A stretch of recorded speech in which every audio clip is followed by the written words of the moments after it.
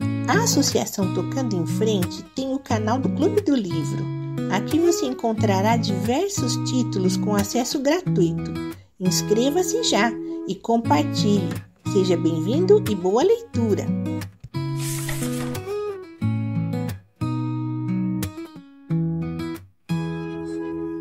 Yaya Garcia, capítulo 13, parte 1. Jorge achou em casa, nessa mesma noite, uma carta de Buenos Aires. Procópio Dias narrava-lhe a viagem e os primeiros passos e dizia ter toda a esperança de se demorar pouco tempo. Tudo isso era a terça parte da carta. As duas outras terças partes eram saudades, protestos, expressões de sentimento e um nome no fim, um nome único e que era a chave do escrito. Jorge leu atentamente essas confidências e na mesma noite esboçou uma resposta. Não era fácil combinar a discrição que quisera conservar em suas relações com Procópio Dias e a necessidade de lhe mandar algumas esperanças. Embora com esforço, redigiu a resposta conveniente. Contou-lhe as boas impressões que tinha. Só as boas. Não lhe disse as duvidosas. Sobretudo, não desceu a nenhuma realidade, a nenhum nome próprio, nada mais que uma extensa série de locuções igualmente animadoras e vagas. No dia seguinte, não foi à casa de Luiz Garcia. Choveu torrencialmente. Mas no outro dia foi, logo depois do jantar. Achou reunida a família. "Good evening, my dear, mestre", bradou Yaya logo que o viu entrar na sala. "Faltava mais uma língua a essa tagarela", disse Luiz Garcia rindo. "Daqui a pouco tempo ninguém a poderá aturar." Jorge não esperava, de certo, encontrar na moça a mesma expressão que lhe deixara na antevéspera, quando de um gesto nervoso lhe comprimira o pulso. Tinham passado 48 horas e para que ela se restabelecesse bastariam apenas 48 minutos. Contava com a mudança. Não obstante, procurou ler-lhe nos olhos e achou-os tão alegres como um tom em que ela o saudara. A lição isolou-os e foi também o pretexto mais favorável para lhe mostrar a carta de Procópio Dias. Yaya viu-a selada e compreendeu tudo. Arrebatou-a às mãos de Jorge. "Ah!", disse este, "seu gesto vale um discurso." "Posso ler?" "Pode." Yaya desdobrou a carta e leu-a para si. Enquanto lia, Jorge fitava-a. Não lhe via nenhuma confusão, alvoroço ou alegria. Os olhos seguiam lentamente de uma linha a outra e a mão firme voltava à página. No fim, quando leu o próprio nome, teve um movimento de tédio e inconscientemente amarrotou o papel. Mas emendou-se logo, alisou a carta com a mão e restituiu-a silenciosamente. Durante alguns segundos, ocupou-se em traçar com o lápis alguns círculos na margem da folha aberta da gramática. Ergueu enfim os olhos e perguntou sem rir: "Acredita no que diz essa carta?" "Acredito. Tudo o que está aí escrito já o ouvi de viva voz e com a mesma sinceridade e calor. Quem sabe? Pode ser que seja o primeiro amor desse homem." O primeiro, repetiu ela entre dentes. "Talvez o primeiro", insistiu Jorge, "e para uma moça, acho que deve ter algum encanto ser amada por um homem considerado superior às paixões. A vida de Procópio Dias teve sempre outra ordem de interesses." "Conhece-o há muitos anos?" "Há muitos não. Conheço-o desde o Paraguai." "Acha que eu fazia bem em me casar com ele?" "Bem ou mal, conforme o amor lhe tiver. Esse é o ponto necessário. E, em meu conceito, o ponto duvidoso. Receio que a senhora o não ame deveras. Já tive ocasião de o dizer." "Preciso de alguns esclarecimentos. O senhor amou de certo alguma vez?" "Nunca." Nunca? Nunca teve um amor? Um só que fosse? Não creio. Um coronel? Nada? Não creio. Só se me jurasse. Era capaz de jurar? Juro, concluiu ela fitando-lhe uns olhos cuja expressão imperativa contrastava com o tom submisso da palavra. Jorge hesitou um instante. Tinha ceticismo bastante para proferir uma fórmula vaga de juramento, mas recuou diante da fórmula positiva. Hesitou e ladeou a pergunta.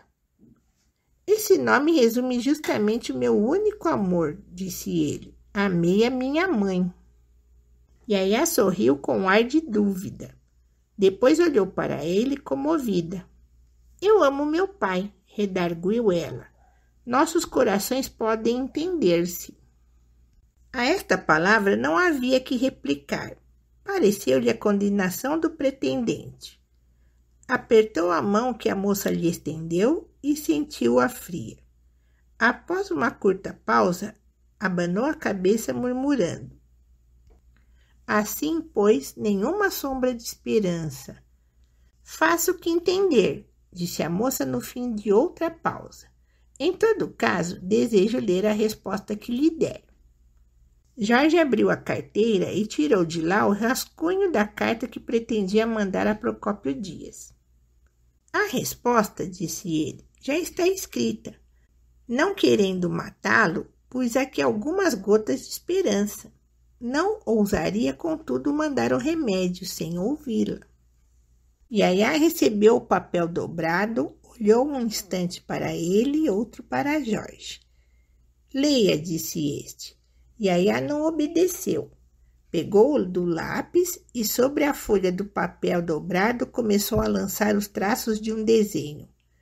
Posto que a luz batesse em cheio no papel, Jorge não pôde ver desde logo o que era, mas esperava em frente da moça que ela rematasse o capricho. Nessa ocasião, Estela foi ter com eles. Já acabou a lição? Perguntou. Agora é uma lição de desenho, ao que parece, disse Jorge. Estela pôs a mão no ombro da enteada. É o Procópio Dias, disse ela olhando para o desenho. Era, mas o desenho frisava com a caricatura. A fealdade de Procópio Dias excedia as proporções verdadeiras. O nariz era enormemente triangular, as rugas da testa grossas e infinitas. Um monstro cômico. Estela sorriu da travessura, mas repreendeu-a. Deixe ver, disse Jorge quando ela acabou. Para quê? Retorquiu Yaya com indiferença. E levando o papel à chama, queimou-o. Jorge interrogou-a com os olhos. Ela encarou-o sem se perturbar. Depois folheou a gramática lentamente. Continuemos a lição, disse ela. I love. Vá, onde estávamos? Aqui, era aqui. Estela assistiu a toda a lição com a paciência da curiosidade. Não olhava nunca para o mestre, dividia a atenção entre a discípula e o livro. A lição foi longa, mais longa do que era necessário, porque o próprio mestre não acompanhava pontualmente o texto e a leitura.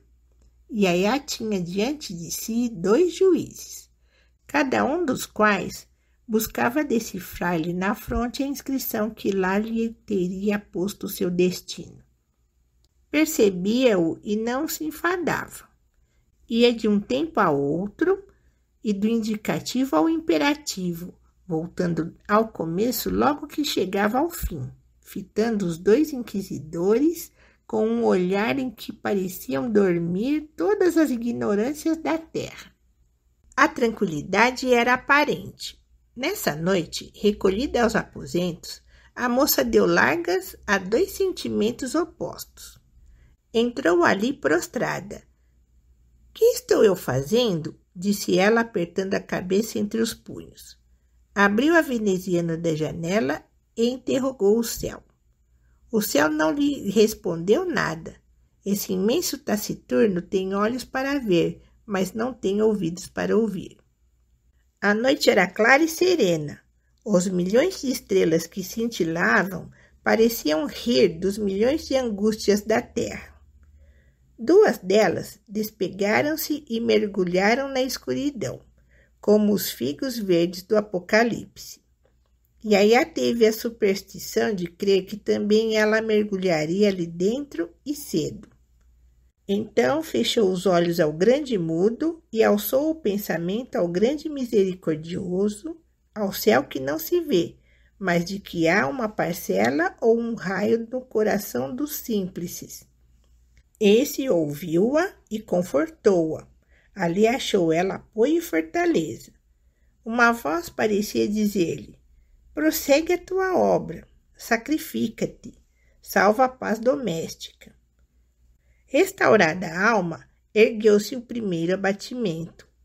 Quando abriu de novo os olhos, não foi para interrogar, mas para afirmar, para dizer à noite que naquele corpo franzino e tenro havia uma alma capaz de encravar a roda do destino.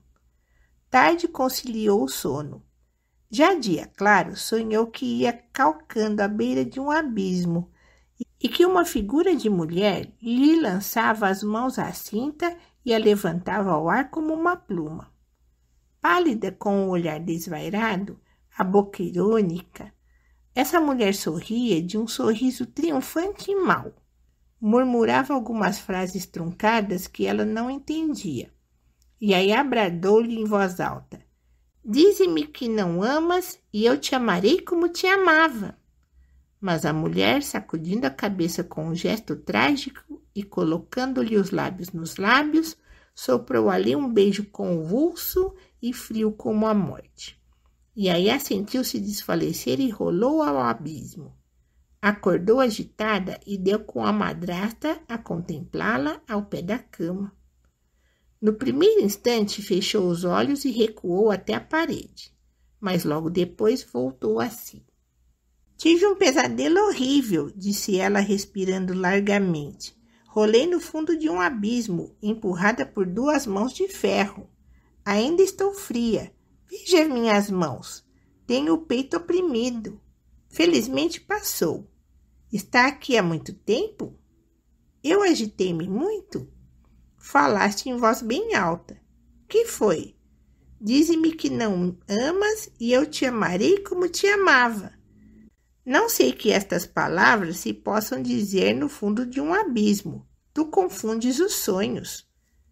Talvez. Não me lembra outra coisa. Só me lembro do abismo, que felizmente não passou da minha imaginação. É muito tarde, não é? 9 horas.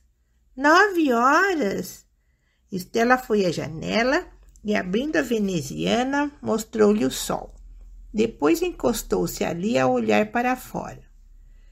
Entrara alguns minutos antes, admirada do prolongado sono da enteada, e ia pousar-lhe a mão no ombro quando ouviu aquela palavra balbuciada no meio de grande agitação.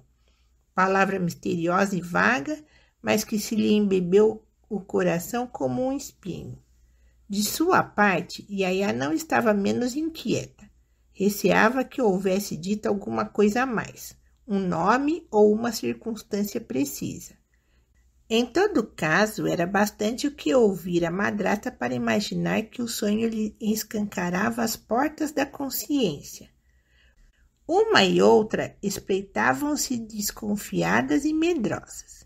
A madrasta deixou a janela e foi sentar-se na beira da cama. Ambas sorriam com esforço e nenhuma conseguia falar primeiro. Correram assim 3 longos minutos de acanhamento e observação recíproca. Estela foi a primeira que rompeu o silêncio.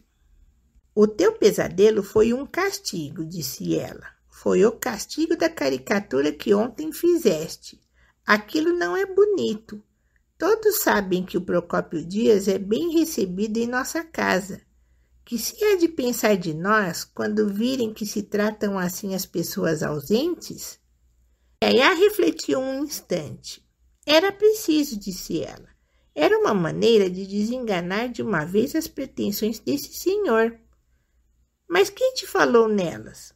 O doutor Jorge, que parece protegê-lo. Não é possível que haja ninguém mais feliz do que aquele homem.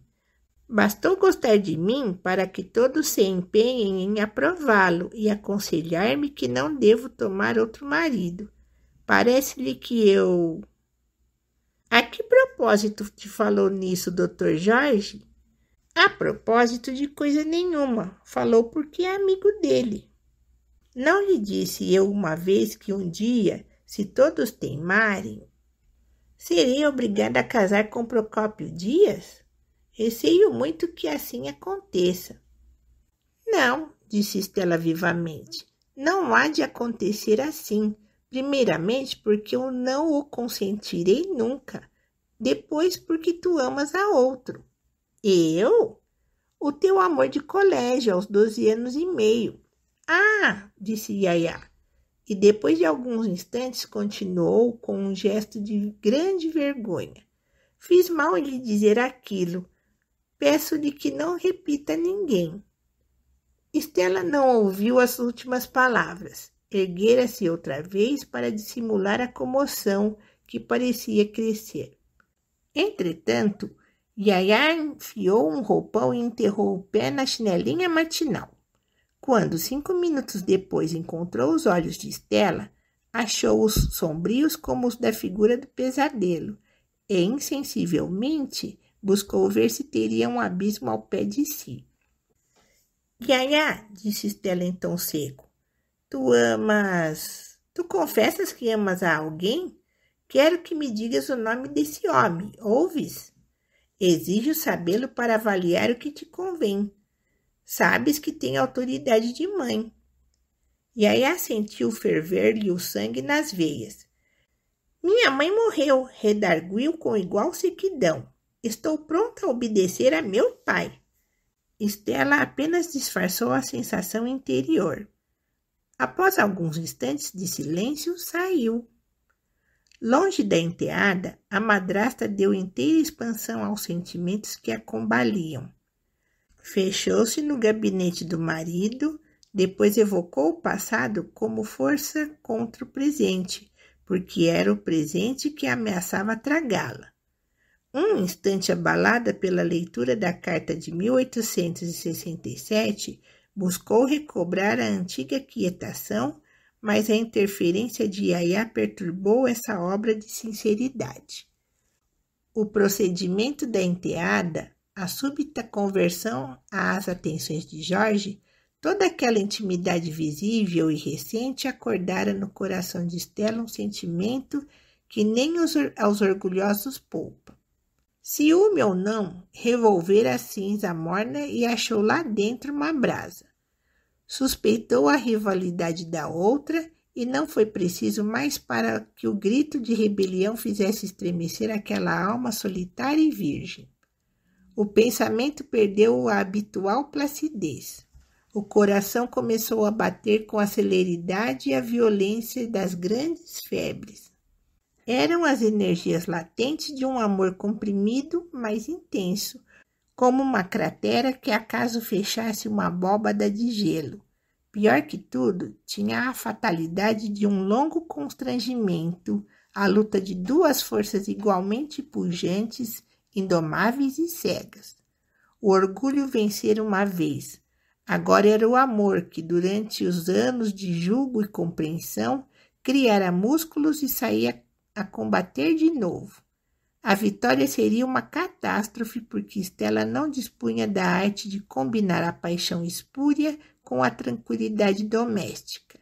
Teria as lutas e as primeiras dissimulações. Uma vez subjugada, iria direito ao mal.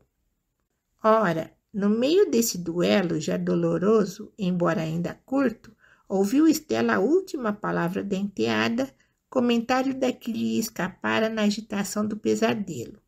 Saiu dali aterrada, tateando as sombras e desviando os olhos quando algum clarão de realidade se lhe acendia ao longe. Não podia crer na rivalidade consciente e declarada de Yaya. Era inverossímil, seria a sua própria vergonha e condenação. Mas as palavras retiniam-lhe ao ouvido e o gesto frio e duro da enteada parecia clarear o que havia obscuro nelas.